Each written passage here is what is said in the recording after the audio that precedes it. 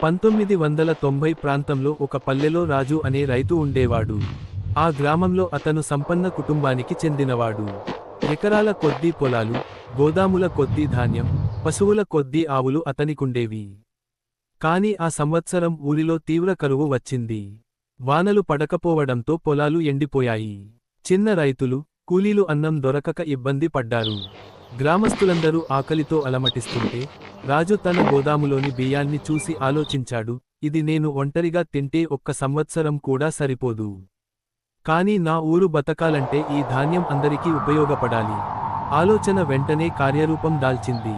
రాజు తన గోదాములు తెరిచి గ్రామస్తులకు ఉచితంగా అన్నం పంచడం ప్రారంభించాడు. అతని పశువుల నుండి పాలు పంచి పిల్లలకు ఇచ్చాడు. ఎవరూ ఆకలితో ఉండకూడదని అన్నదాతగా మారాడు. కరువు ముగిసే వరకు రాజు చేసిన సహాయం వల్ల గ్రామంలో ఎవరూ ఆకలితో చనిపోలేదు. ప్రజలంతా అతన్ని కృతజ్ఞతతో చూసి, మన ఊరి నిజమైన రాజు ఈయనే అని పొగిడారు. కరువు పోయిన తర్వాత కూడా రాజు తన పొలాల్లో అందరినీ పనికి పెట్టుకుని ఉపాధి కల్పించాడు. గ్రామంలో కొత్త బావులు తవ్వించాడు. వర్షపు నీరు నిల్వ చేసే చెరువును నిర్మించాడు. అందువల్ల మళ్ళీ ఆ ఊరికి కరువు రాలేదు. మోరల్ నీతి: సంపద నిజమైన విలువ దాన్ని అవసర సమయంలో పంచుకున్నప్పుడు మాత్రమే తెలుస్తుంది. మనం ఒంటరిగా ఆనందించడం కంటే సమాజాన్ని ఆదుకోవడం గొప్పతనం.